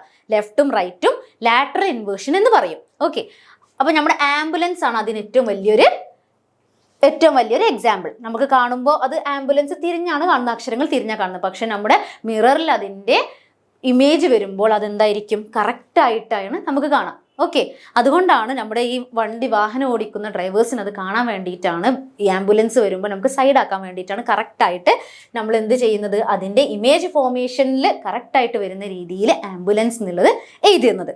പക്ഷെ നമ്മൾ കണ്ണിൽ കാണുമ്പോൾ നമുക്കത് കറക്റ്റായിട്ട് ഫീൽ ചെയ്യില്ല. പക്ഷേ ഇമേജ് ഫോർമേഷൻ നമ്മുടെ മിററിൽ വരുമ്പോൾ, സമതല ദർപ്പണത്തിൽ വരുമ്പോൾ നമുക്കത് എന്താകും, കറക്റ്റായിട്ടാണ് കാണുന്നത്. ഇനി നമുക്ക് പറയാനുള്ളത് എന്താണ്, ടൈപ്സ് ഓഫ് മിറേഴ്സ് ആണ്. ഓക്കെ, ഗോളീയ ദർപ്പണങ്ങൾ. ഗോളീയ ദർപ്പണത്തിന്റെ ഭാഗങ്ങളാണ് നമുക്ക് പറയാനുള്ളത്. നമ്മുടെ പോൾ ഉണ്ട്, പിന്നെ അതുപോലെ അപ്പേർച്ചർ, പിന്നെ സെന്റർ ഓഫ് കർവേച്ചർ, അതുപോലെ തന്നെ റേഡിയസ് ഓഫ് കർവേച്ചർ ആണ് നമ്മുടെ ഒരു ഗോളീയ ദർപ്പണമാണുള്ളത്. ഗോളീയ ദർപ്പണം എന്ന് പറയുമ്പോൾ ഒരു ഗോളമായിട്ടാണ് ഉണ്ടാവുന്നത്. അതിൻ്റെ ഒരു ഭാഗം ഇങ്ങനെ കൂന്ന ഭാഗം, നമ്മൾ കേവ് പോലെ ആയിട്ടുള്ള ഭാഗത്തെയാണ് നമ്മൾ എന്തെന്ന് പറയുന്നത്, കോൺകേവ് മിറർ എന്ന് പറയുന്നത്. പിന്നെ കോൺവെക്സ് മിറർ ഉള്ളിലേക്ക് കുഴിഞ്ഞിട്ടായിരിക്കും ഉണ്ടാവുക. അപ്പോൾ ഇതാണ് നമ്മുടെ കോൺവെക്സ് മിററും അതുപോലെ തന്നെ കോൺകേവ് മിററും ഉള്ളത്. ഇനി ഇതിൻ്റെ ഇമേജ് ഫോർമേഷൻ എങ്ങനെയാണ് നമുക്ക് നോക്കാം. ഗോളീയ ദർപ്പണങ്ങൾ. ഇനി ഇതിൻ്റെ ഇമേജ് ഫോർമേഷൻ എന്ന് പറയുന്നത്, പ്രതിപതനം ഉണ്ടാകുന്ന ഗോളത്തിന്റെ ഇവിടെ നമ്മുടെ റിഫ്ലക്റ്റ് ചെയ്യുന്ന സർഫസ് ആണ് ഇത്. പിന്നെ ഇതാണ് അതിൻ്റെ പോൾ. ആ റിഫ്ലക്റ്റ് ചെയ്യുന്നതിൻ്റെ സർഫസിന്റെ സെന്റർ ആയിട്ടുള്ള ഭാഗത്തെയാണ് നമ്മൾ എന്തെന്ന് പറയുന്നത്, പോൾ എന്ന് പറയുന്നത്. പിന്നെ അതിൻ്റെ സെന്റർ ഓഫ് കർവേച്ചർ ആണ്. പിന്നെ നമുക്ക് പറയാനുള്ളത് എന്താണ്, ഇമേജ് ഫോർമേഷൻ. ഇതാ കോൺകേവും കോൺവെക്സ് മിററും ഉണ്ട്. ഇതിന്റെ ഇമേജ് ഫോർമേഷനിലേക്ക് നമുക്ക് പോയി നോക്കാം. അപ്പൊ നമുക്ക് എന്തൊക്കെയാണ് ഈ ടേംസ് എന്ന് നോക്കാം. നമ്മുടെ മിറേഴ്സിനെ ബന്ധപ്പെട്ടിട്ട് കുറച്ച് ടേംസ് നമുക്ക് പഠിക്കാനുണ്ട് അല്ലെ. പോൾ എന്താണ്, അതുപോലെ അപ്പേച്ചർ എന്താണ്, വക്രത കേന്ദ്രം എന്താണ്, അതുപോലെ തന്നെ ആരം, വക്രത ആരം എന്താണ്, പിന്നെ മുഖ്യ അക്ഷം എന്താണെന്നുള്ളതൊക്കെ നമുക്ക് നോക്കാം. അപ്പൊ നമ്മുടെ ഗോളീയ ദർപ്പണമാണ് പറയുന്നത്. ഗോളീയ ദർപ്പണം എന്ന് പറയുമ്പോൾ ഒരു ഗോളമായിട്ടാണ് ഉണ്ടാവുക. അപ്പൊ ആ ഗോളീയ ദർപ്പണത്തിന്റെ സെന്ററിനെയാണ് എന്ത് നമ്മൾ പറയുന്നത്, ആ മിററിന്റെ ദർപ്പണത്തിന്റെ സെന്റർ ഉണ്ടാവില്ലേ, ഗോളത്തിന്റെ സെന്റർ, ആ ഗോളത്തിന്റെ സെന്ററിനെയാണ് നമ്മൾ എന്തെന്ന് പറയുന്നത്, വക്രത കേന്ദ്രം, അല്ലെങ്കിൽ നമ്മൾ സി കൊണ്ട് റെപ്രസെന്റ് ചെയ്യുന്നത്. ഓക്കെ, പിന്നെ നമ്മൾ പറയാനുള്ളത് എന്താണ്, വക്രത ആരം. അതെന്ന് പറയുന്നത് ഫസ്റ്റ് നമുക്ക് എന്ത് പറയണം, അപ്പേർച്ചർ എന്ന് പറയണം. നമ്മൾ റിഫ്ലക്റ്റ് ചെയ്യുന്ന, പ്രതിപതനം സംഭവിക്കുന്ന സർഫസിനെയാണ് അപ്പേർച്ചർ എന്ന് പറയുന്നത്. അതിൻ്റെ സെന്ററിനെയാണ് നമ്മൾ എന്തെന്ന് പറയുന്നത്, പോൾ എന്ന് പറയുന്നത്. അതിൻ്റെ നമ്മുടെ റിഫ്ലക്റ്റ് ചെയ്യുന്ന സർഫസിന്റെ സെന്ററിനെയാണ് പോൾ എന്ന് പറയുന്നത്. പോളും അതുപോലെ തന്നെ വക്രത കേന്ദ്രവും തമ്മിലുള്ള ദൂരത്തെയാണ് നമ്മൾ എന്തെന്ന് പറയുന്നത്, വക്ര ആരം, അല്ലെങ്കിൽ നമ്മൾ റേഡിയസ് എന്ന് പറയുന്നത്. റേഡിയസ് ഓഫ് കർവേച്ചർ ആർ കൊണ്ട് നമ്മൾ റെപ്രസെന്റ് ചെയ്യും. അപ്പൊ നമ്മൾ എന്താണ്, വക്രത കേന്ദ്രവും അതുപോലെ തന്നെ നമ്മുടെ പോളും തമ്മിലുള്ള ദൂരത്തെയാണ് നമ്മൾ എന്ത് പറയുന്നത്, വക്രത ആരം എന്ന് പറയുന്നത്. അപ്പേർച്ചർ എന്ന് പറയുന്നത് എന്താണ്, നമ്മൾ റിഫ്ലക്റ്റ് ചെയ്യുന്ന സർഫസെയാണ്. പിന്നെ നമുക്ക് പറയാനുള്ളത് എന്താണ്, മുഖ്യ അക്ഷം എന്ന് പറയുന്നത് എന്താണ്, ഒരു സ്ട്രെയിറ്റ് ലൈനാണ്. ഒരു സ്ട്രെയിറ്റ് ആയിട്ടുള്ള ഒരു ലൈന് നമ്മുടെ പോളും അതുപോലെ തന്നെ വക്രത കേന്ദ്രവും തമ്മിലുള്ള ജോയിൻ ചെയ്യുന്ന ഒരു ലൈനാണ് നമ്മുടെ പ്രിൻസിപ്പൽ ആക്സിസ് അല്ലെങ്കിൽ മുഖ്യ അക്ഷം എന്ന് പറയുന്നത്. ക്ലിയർ അല്ലേ? അപ്പൊ ഇതൊക്കെ നമ്മൾ പഠിച്ചത് എന്തൊക്കെയാണ്, വക്രത കേന്ദ്രം, അതുപോലെ വക്രത ആരം, അപ്പേർച്ചർ, പോൾ, മുഖ്യ അക്ഷം. ഇതാണ് നമ്മൾ പഠിച്ചത്. ക്ലിയർ അല്ലേ? ഇനി നമുക്ക് പഠിക്കാനുള്ളത് മിറേഴ്സിന്റെ, നമ്മുടെ ദർപ്പണങ്ങളുടെ ഗോളീയ ദർപ്പണം, കോൺവെക്സ് മിററും അതുപോലെ തന്നെ നമ്മുടെ കോൺകേവ് മിറേഴ്സും ഉണ്ട്. അതിന്റെ ഉപയോഗങ്ങൾ എന്തൊക്കെയാണെന്ന് അറിയാം. നമ്മുടെ ഈ കോൺവെക്സ് മിറർ എന്ന് പറയുന്നത് എന്താണ്, നമ്മുടെ ഈ വീട്ടുകളിലൊക്കെ വാഹനങ്ങളില്ലേ, വീട്ടില് ഒന്നെങ്കിൽ ബസ് അല്ലെങ്കിൽ കാറ് അല്ലെങ്കിൽ സ്കൂട്ടർ അല്ലെങ്കിൽ ബൈക്ക്, ഏതെങ്കിലും നിങ്ങൾ ശ്രദ്ധിച്ചിട്ടില്ല, എല്ലായിടത്തും നിങ്ങൾ ശ്രദ്ധിച്ചിട്ടുണ്ടാകും. നമ്മുടെ അവിടെ റിയർ വ്യൂ മിറർ ഉണ്ടാവും. റിയർ വ്യൂ മിററിൽ എന്താണ് നമ്മൾ കാണുന്നത്, ചെറുതായിട്ടാണോ വലുതായിട്ടാണോ കാണുന്നത്? നമ്മുടെ ഇമേജ് ഫോർമേഷനൊക്കെ എന്തായിട്ടാണ് കാണുന്നത്, ചെറുതാണോ അതോ വലുതാ, ഏതാ പറയൂ? അത് തന്നെ, എന്താണ്, ചെറുതായിട്ടാണ് നമ്മൾ കാണുന്നത്. Very good. അപ്പൊ നമ്മുടെ ഇവിടെ ഈ നമ്മുടെ അക്ഷരങ്ങളാണെങ്കിലും എന്താണെങ്കിലും ഇവിടെയൊക്കെ ആംബുലൻസ് വരുമ്പോൾ എന്ത് ചെയ്യും, ഈ ലാറ്ററൽ ഇൻവേർഷൻ വെച്ചിട്ട് നമുക്ക് കറക്റ്റായിട്ട് നമുക്ക് കാണാൻ പറ്റും റിയർ വ്യൂ മിറേഴ്സിൽ. അതുകൊണ്ടാണ് അവിടെ നമ്മൾ ആ പ്രോപ്പർട്ടി യൂസ് ചെയ്യുന്നത്. നമ്മൾ അക്ഷരങ്ങൾ എഴുതുമ്പോൾ നമുക്ക് എന്ത് പ്രോപ്പർട്ടി ഉണ്ട്, ലാറ്ററൽ ഇൻവേർഷൻ ഉണ്ട് മിറേഴ്സിന്. അപ്പോൾ നമ്മൾ ഈ കോൺവെക്സ് മിറേഴ്സിന് നമ്മൾ എന്ത് ചെയ്യും, കോൺവെക്സ് മിറേഴ്സ് ആണ് റിയർ വ്യൂ മിറേഴ്സ് ആയിട്ട് യൂസ് ചെയ്യുന്നത്. കാരണം ഒരു ഫുള്ളായിട്ടുള്ള വൈഡ് ആയിട്ടുള്ള വ്യൂ കിട്ടാൻ വേണ്ടിയിട്ടാണ് ഡ്രൈവേഴ്സിന്. കാരണം എത്ര വാഹനങ്ങൾ നമ്മൾ പിന്നിലുണ്ട്, ആരൊക്കെ എന്തൊക്കെ വരുന്നുണ്ട് പോകുന്നുണ്ട് എന്നുള്ളത് കാണാൻ വേണ്ടിയിട്ടാണ്. സമതല ദർപ്പണം യൂസ് ചെയ്യുകയാണെങ്കിൽ നമുക്ക് ഫ്ലാറ്റ് ആയിട്ടായിരിക്കും ഉണ്ടാവുക. അപ്പോൾ നമുക്ക് ക്ലിയർ ആയിട്ട് എന്ത് കാണില്ല, ഫുൾ ആയിട്ടുള്ള ഇമേജ് കാണില്ല. ക്ലിയർ ഉണ്ടാവും, പക്ഷെ അതെന്താവും, ഫുൾ ആയിട്ടുള്ള കാണില്ല, കറക്റ്റ് ആയിട്ടുള്ള ഡിസ്റ്റൻസ് ആയിരിക്കും ഉണ്ടാവുക. അപ്പോൾ കോൺവെക്സ് മിറർ ആവുമ്പോൾ എന്താവും, നമുക്ക് ഒന്നുകൂടി വൈഡ് ആയിട്ടുള്ള റേഞ്ചിൽ നമുക്ക് വ്യൂ ഉണ്ടാവും. ഇനി അടുത്തത് ഗോളീയ ദർപ്പണവുമായി ബന്ധപ്പെട്ട രേഖാചിത്രങ്ങളിലേക്ക് പോവാം. അപ്പം നമ്മൾ ഗോളീയ ദർപ്പണങ്ങളിലെ ഫസ്റ്റ് നമ്മൾ പാരലായിട്ട് ഒരു ലൈറ്റ് റേ, പ്രകാശരശ്മി വന്നു. പിന്നെ അത് എന്ത് ചെയ്തു, അത് പാരലായി പോകുമ്പോൾ അത് ഒരു പോയിന്റിലേക്ക് വരും. അതാണ് നമ്മുടെ ഫോക്കസ് പാരലായിട്ട് വന്നു കഴിഞ്ഞാൽ നമ്മുടെ ഫോക്കസിലേക്ക് വന്ന് ഒരു പോയിന്റിലേക്ക് വന്നിട്ട് എന്ത് ചെയ്യും, നമ്മുടെ എല്ലാ രശ്മികളും വരും, എല്ലാ പ്രകാശരശ്മികളും അതിലേക്ക് വന്ന് പോയിന്റ് ഔട്ട് ചെയ്യും, ഒരു പ്ലേസിലേക്ക് വരും. അത് ഹൈലി ഡിമിനിഷ്ഡ് ആയിട്ടായിരിക്കും ഉണ്ടാവുക. ആ പോയിന്റിനെ നമ്മൾ എന്തെന്ന് പറയുന്നത്, ഫോക്കസ് എന്ന് പറയുന്നത്. ഓക്കെ, പിന്നെ നമ്മുടെ കുറച്ച് ചിത്രങ്ങൾ നമുക്ക് പരിചയപ്പെടാം. നമ്മുടെ പാരലായിട്ട് വരുന്ന ഒരു രശ്മി വന്നു കഴിഞ്ഞാൽ, പിന്നെ അതുപോലെ തന്നെ ദർപ്പണത്തിന്റെ ഫോക്കസിലൂടെ മുഖ്യ ഫോക്കസിലൂടെ ഒരു ദർപ്പണത്തിന്റെ പ്രകാശരശ്മി വന്നു കഴിഞ്ഞാൽ, പിന്നെ അതുപോലെ തന്നെ നമ്മൾ കോൺവെക്സ് മിറേഴ്സിൽ നമ്മൾ ബാക്കിലോട്ട് നമ്മൾ എന്ത് ചെയ്യും, അതിന്റെ ലൈൻസ് ഒന്ന് എക്സ്റ്റെൻഡ് ചെയ്യും, മിററിന്റെ ബാക്കിലോട്ടൊന്ന് ലൈൻസ് എക്സ്റ്റെൻഡ് ചെയ്യും. പിന്നെ ഇതാ സെന്റർ ഓഫ് കർവേച്ചറിലൂടെ പോകുന്നു, നമ്മുടെ സിയിലൂടെ പോകുന്നു, അതുപോലെ തന്നെ നമ്മുടെ പോളിൽ വന്ന് തട്ടുന്നു. അപ്പോൾ ഇതൊക്കെയാണ് നമ്മുടെ പ്രകാശരശ്മികൾ നമ്മുടെ ദർപ്പണങ്ങളിൽ തട്ടുമ്പോൾ, കോൺവെക്സ് മിററിലും കോൺകേവ് മിററിലും തട്ടുമ്പോഴുള്ള പ്രകാശരശ്മികളുടെ രേഖാചിത്രങ്ങൾ. In image formation of convex മിറേഴ്സിലെ ഇമേജ് ഫോർമേഷൻ. നമ്മുടെ കോൺവെക്സ് മിററിന്റെ മുന്നിലേക്ക് ഒരു ഇമേജ് വെച്ച് കഴിഞ്ഞാൽ ആ ഇമേജ് എന്ത് സംഭവിക്കും, ആ ഇമേജ് ഇവിടെ നമ്മുടെ ഈ റിഫ്ലക്റ്റിംഗ് അപ്പേർച്ചറിൽ വന്ന് തട്ടിത്തെറിച്ച് അതുപോലെ തന്നെ തിരിച്ച് പോകും. നമ്മുടെ പ്രകാശരശ്മികൾ പതന രശ്മിയും അതുപോലെ പ്രതിപതന രശ്മിയും സെയിം പാത്തിലായിരിക്കും ഉണ്ടാവുക. പിന്നെ അത് പാരലായിട്ട് വന്നു കഴിഞ്ഞാൽ എന്ത് ചെയ്യും, അത് ഡൈവേർജ് ചെയ്ത് പോകും. ഡൈവേർജ് ചെയ്ത് പോകുമ്പോൾ നമ്മൾ എന്ത് ചെയ്യും, അതിനെ ബാക്കിലോട്ട് എക്സ്റ്റെൻഡ് ചെയ്യും. ഈ രണ്ട് ലൈന് നമ്മൾ എന്ത് ചെയ്യും, ബാക്കിലോട്ടൊന്ന് എക്സ്റ്റെൻഡ് ചെയ്യും. അപ്പോൾ അവരൊരു സ്ഥലത്ത് മീറ്റ് ചെയ്യും. അവിടെ ആയിരിക്കും നമ്മുടെ ഇമേജ് ഫോർമേഷൻ ഉണ്ടാവുക. കോൺവെക്സ് മിറേഴ്സിന്റെ ഇമേജ് ഫോർമേഷനും ഫോക്കസുമാണ് ഇതിൽ കാണുന്നത്, മുഖ്യ ഫോക്കസുമാണ് ഇവിടെ കാണുന്നത്.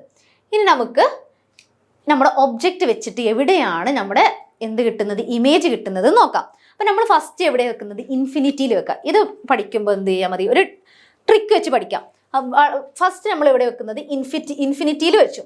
ഓക്കെ, എവിടെ നമ്മൾ വെച്ചത്, നമ്മുടെ ഒബ്ജക്റ്റ് എവിടെ വെച്ചത്, ഇൻഫിനിറ്റിയിൽ വെച്ചു. പിന്നെ അതൊന്ന് നമ്മുടെ സീൻ്റെ അടുത്തോട്ട് വെച്ചു, പിന്നെ അത് സിയിൽ വെച്ചു, പിന്നെ അതെന്ത് ചെയ്തു, നമ്മുടെ സിൻ്റെയും എഫിൻ്റെയും ഇടയിൽ വെച്ചു. പിന്നെ അതെന്ത് ചെയ്തു, അത് ഫോക്കസിൻ്റെയും അതുപോലെ തന്നെ പോളിൻ്റെയും ഇടയിൽ വെക്കുമ്പോൾ നമ്മുടെ ഇമേജ് ഫോർമേഷൻ എങ്ങനെയാണ് ഉണ്ടാവുന്നതെന്നാണ് നോക്കുന്നത്.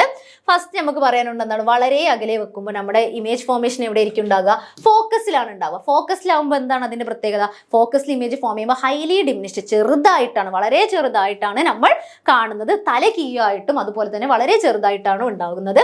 പിന്നെ സീൻ്റെ അപ്പുറത്ത് വെക്കുമ്പോൾ അല്ലെങ്കിൽ ബിയോണ്ട് സി വെക്കുമ്പോൾ എവിടെയാണ് ഫോം ചെയ്യുക, നമ്മുടെ സിൻ്റെയും എഫിൻ്റെയും ഇടയിലാണ് നമ്മുടെ ഇമേജ് ഫോം ചെയ്യുക. അതെന്താണ്, തല കീഴായിട്ടും പിന്നെ അതുപോലെ തന്നെ അതെന്തായിട്ടാണ് ഉണ്ടാവുന്നത്, റിയൽ ആയിട്ടുള്ള ഇമേജ് ആയിരിക്കും. റിയൽ ഇമേജ് എപ്പോഴും എന്തായിരിക്കും, തല കീഴായിട്ടായിരിക്കും ഉണ്ടാവുക. തല കീഴായിട്ടുണ്ടാവുന്ന റിയൽ ആയിട്ടുള്ള ഇമേജ് എവിടെ ആയിരിക്കും ഉണ്ടാവുക, സ്ക്രീനിൽ നമുക്ക് ഫോം ചെയ്യാൻ പറ്റും.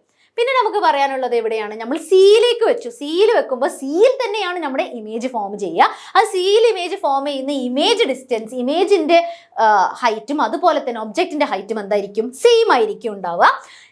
യഥാർത്ഥ അളവിലായിരിക്കും ഉണ്ടാവുന്നത്, ഹൈറ്റ് ഓഫ് ദ ഇമേജും അതുപോലെ തന്നെ ഹൈറ്റ് ഓഫ് ദ ഒബ്ജക്റ്റും. പിന്നെ അടുത്തത് നമ്മുടെ സിൻ്റെയും അതുപോലെ തന്നെ എഫിൻ്റെയും ഇടയിൽ വെക്കുമ്പോൾ നമുക്ക് എന്ത് കിട്ടും, നമ്മുടെ ഇമേജ് കുറച്ച് ലാർജ് ആയിട്ട് കിട്ടും. ഫസ്റ്റ് ഏറ്റവും സ്മോൾ ആയിരുന്നു, ചെറുതായിരുന്നു, ഡിമിനിഷ്ഡ് ആയിരുന്നു. പിന്നെ അതിലേറെ കുറച്ച് വലുതായി, പിന്നെ അതെന്തായി, സെയിം അളവിലായി. പിന്നെ സെയിം ആയി കഴിഞ്ഞാൽ വലുതാവല്ലേ ചെയ്യുന്നത്, അപ്പോൾ കുറച്ചൊന്ന് വലുതാകും. എൻലാർജ്ഡ് ഇമേജ് ആയിരിക്കും നമുക്ക് കിട്ടുക.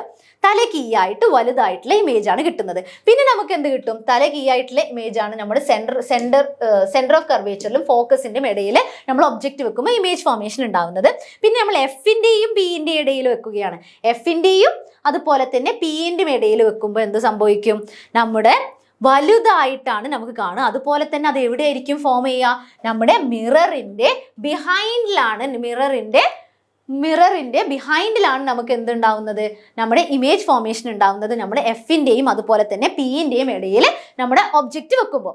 ക്ലിയർ ആണോ? ഫസ്റ്റ് നമ്മൾ ഇവിടെ വെച്ചു, വളരെ ദൂരെ വെച്ചു, അകലെ വെച്ചു, പിന്നെ അത് നമ്മൾ സിയിലേക്ക് വന്ന് വെച്ചു, പിന്നെ സിയിൽ വെച്ചു, പിന്നെ എന്ത് ചെയ്തു, എഫിൻ്റെയും സിൻ്റെയും ഇടയിൽ വെച്ചു, പിന്നെ എഫിൽ വെച്ചു, പിന്നെ അതുപോലെ തന്നെ ഇവിടെ വെച്ചത് നമ്മുടെ എഫിൻ്റെയും പിൻ്റെയും ഇടയിൽ വെച്ചു. അപ്പോൾ ഫസ്റ്റ് ഇവിടെ നമ്മൾ റിവേഴ്സ് ആയിട്ട് പഠിച്ചത്, വളരെ ദൂരെ വെച്ചു, പിന്നെ അത് ഫോക്കസിലാണ് വന്നത്. പിന്നെ ഇവിടെ എന്താണ്, സിയിൽ വെക്കുമ്പം അത് എവിടെയാണ് ഫോം ചെയ്യുന്നത്, നമ്മുടെ ഇമേജ് എവിടെയാണ് ഫോം ചെയ്യുന്നത്, പ്രതിബിംബത്തിന്റെ സ്ഥാനം എവിടെയാണ്, പ്രതിബിംബം അല്ലെങ്കിൽ ഇമേജ് ഫോം ചെയ്യുന്നത് എവിടെയാണ്, നമ്മുടെ സിൻ്റെയും എഫിൻ്റെയും ഇടയിലാണ്. സിൻ്റെയും എഫിന്റെയും ഇടയിലാണ്. അത് ചെറുതായിട്ടാണ് തന്നെയാണ് നമ്മുടെ തല കീയായിട്ടും ചെറുതായിട്ടും യഥാർത്ഥത്തും ആണ് നമ്മൾ കാണുന്നത്. ഓക്കെ, റിയൽ ആയിട്ടുമാണ് നമ്മൾ കാണുന്നത്. ഇനി നമ്മൾ സിയിൽ നമ്മുടെ ഒബ്ജക്റ്റ് വെക്കുകയാണെങ്കിൽ പ്രതിബിംബം എവിടെയാണ് ഉണ്ടാവുന്നത്? സിയിൽ തന്നെ. അതിന്റെ പ്രത്യേകത എന്താണ്? ഒരേ അളവിലായിരിക്കും രണ്ടും ഉണ്ടാകുക. രണ്ടിന്റെയും തല കീയായിട്ടായിരിക്കും ഉണ്ടാവുക. അത് യഥാർത്ഥവുമായിട്ടാണ് ഉണ്ടാവുക. അതുപോലെ തന്നെ അതെന്താണ്? ഈക്വലും ആയിരിക്കും. രണ്ടും നമ്മുടെ ഒബ്ജക്റ്റും അതുപോലെ തന്നെ ഇമേജിന്റെ ഹൈറ്റും സെയിം ആയിരിക്കും ഉണ്ടാവുക. പിന്നെ അടുത്ത നമുക്ക് സിന്റെയും എഫിന്റെയും ഇടയിൽ വെക്കുമ്പോൾ എന്താണ്? സിന്റെയും എഫിന്റെയും ഇടയിൽ നമ്മൾ ഒബ്ജക്റ്റ് വെക്കുകയാണ്. സിന്റെയും എഫിന്റെയും ഇടയിൽ വെക്കുമ്പോൾ നമ്മുടെ എന്താണ്? ബിയോണ്ട് സിയിൽ നിന്നിട്ട് ദൂരെ ആയിട്ടാണ് നമുക്ക് എന്ത് കിട്ടുക? സിക്കപ്പുറം അല്ലെങ്കിൽ സിന്റെ നിന്ന് കുറച്ച് ദൂരെ ആയിട്ടാണ് നമ്മുടെ പ്രതിബിംബം ഫോം ചെയ്യുന്നത്. പിന്നെ അടുത്തത് എഫിന്റെയും ബിന്റെയും ഇടയിൽ വെക്കുമ്പോൾ എന്ത് സംഭവിക്കും? എഫിന്റെയും ബിന്റെയും ഇടയിൽ സംഭവിക്കുമ്പോൾ അത് ഇമേജ് ഫോം ചെയ്യുന്ന പ്രതിബിംബം ഫോം ചെയ്യുന്നത് നമ്മുടെ മിററിന്റെ ബിഹൈൻഡ് ആയിട്ടായിരിക്കും ഉണ്ടാവുക. പിന്നെ നമ്മുടെ ഫോക്കസിൽ നമ്മുടെ ഇമേജ് ഒബ്ജക്റ്റ് വെച്ച് കഴിഞ്ഞാൽ നമ്മുടെ ഇമേജ് വളരെ അകലെയാണ് ഉണ്ടാവുന്നത്. ക്ലിയർ ആണോ? വളരെ അകലെയാണ് നമ്മുടെ ഫോക്കസിൽ നമ്മുടെ ഒബ്ജക്റ്റ് വെച്ച് കഴിഞ്ഞാൽ, ഒരു കോൺകേവ് മിററിന്റെ മുന്നിൽ ഫോക്കസിൽ നമ്മുടെ ഒബ്ജക്റ്റ് വെച്ച് കഴിഞ്ഞാൽ ഇമേജ് ഫോർമേഷൻ എവിടെ സംഭവിക്കുക? അത് ദൂരെയാണ് സംഭവിക്കുക. ക്ലിയർ ആണോ? പ്രതിബിംബം ഫോം ചെയ്യുന്നത് ദൂരെയാണ്. ഓക്കെ, ഇത് ഒബ്ജക്റ്റ് എവിടേക്ക് വെക്കുന്നത് എന്നല്ലേ ഫസ്റ്റ് പഠിക്കുക. ഫസ്റ്റ് വളരെ അകലെ, പിന്നെ നമ്മുടെ സീനിന് കുറച്ചപ്പുറത്ത്, പിന്നെ അത് സിയിലേക്ക് വന്നു, പിന്നെ അത് സിന്റെയും എഫിന്റെയും ഇടയിൽ വന്നു, പിന്നെ ഫോക്കസിൽ വന്നു, പിന്നെ അത് എവിടെ വന്നത്? സിന്റെയും ഇടയിലും ഫോക്കസിലും, പിന്നെ എന്താണ്? ഫോക്കസിന്റെയും പോളിന്റെയും ഇടയിൽ വന്നു. അപ്പോൾ ഓക്കെ അല്ലേ? ഇനി അടുത്തത് നമുക്ക് അടുത്ത സ്ലൈഡിലേക്ക് പോകാം. കോൺകേവ് ദർപ്പണങ്ങളുടെ ഉപയോഗങ്ങൾ. നിങ്ങൾ ഡെന്റിസ്റ്റിന്റെ അടുത്ത് പോകുമ്പോൾ ഒരു കാര്യം ശ്രദ്ധിച്ചിട്ടുണ്ടോ? നമ്മുടെ പല്ലൊക്കെ ക്ലിയർ ചെയ്യാൻ, പല്ലിന് പൊത്തോ കാര്യങ്ങളൊക്കെ ഉണ്ടാകുമ്പോൾ എന്താ നമ്മൾ ചെയ്യാറ്? ഡോക്ടറെ അടുത്ത് പോകുമ്പോൾ വേദനയുണ്ട് കാര്യങ്ങൾ പറയുമ്പോൾ ഡോക്ടർ ഒരു കോലായിട്ട് ഒരു മിറർ ഉണ്ടാവില്ലേ, ഒരു കോലിൽ മിറർ വെച്ചിട്ടുണ്ടാവില്ലേ, എന്നിട്ട് അത് നമ്മുടെ വായിലിങ്ങനെ വെക്കുമ്പോൾ നമുക്ക് എന്താണ്? ആ മിററിലൂടെ നമ്മുടെ പല്ല് എന്താകും? വലുതായിട്ടാണ് കാണാം. നമ്മുടെ പല്ലെന്താണ്? വലുതായിട്ടാണ് കാണുക. സോ ദാറ്റ് അവർക്കത് ക്ലിയർ ചെയ്യാൻ ഈസി ആകാൻ വേണ്ടിയിട്ട്. അപ്പോൾ ഡോക്ടേഴ്സും അതുപോലെ ENT ഡോക്ടേഴ്സും അതുപോലെ തന്നെ ഈ മിറേഴ്സ് യൂസ് ചെയ്യുന്നുണ്ട്. ഓക്കെ, ഹെഡ്ലൈറ്റ്സ് കാര്യങ്ങളൊക്കെ യൂസ് ചെയ്യുമ്പോൾ അത് എന്താണ്? ക്ലിയർ ആയിട്ട് നമ്മുടെ ഇമേജ് ഫോം ചെയ്യാൻ വേണ്ടിയിട്ട് അത് കോൺകേവ് മിററിലാണ് വലിയ ഇമേജ് ഫോം ചെയ്യുക.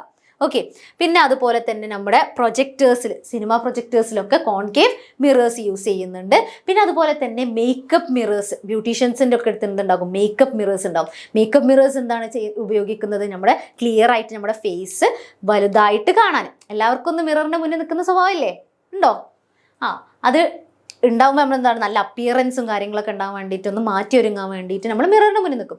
അതുപോലെ തന്നെ ഈ ബ്യൂട്ടീഷ്യൻസിൻ്റെ അടുത്ത് ഉണ്ടാകുന്ന എന്താണ്? വലിയ മിററാണ്, വലുതായിട്ട് കാണണം. വലിയ മിററല്ല, വലുതായി കാണണം. അതിന് ഏത് മിററാണ് യൂസ് ചെയ്യേണ്ടത്?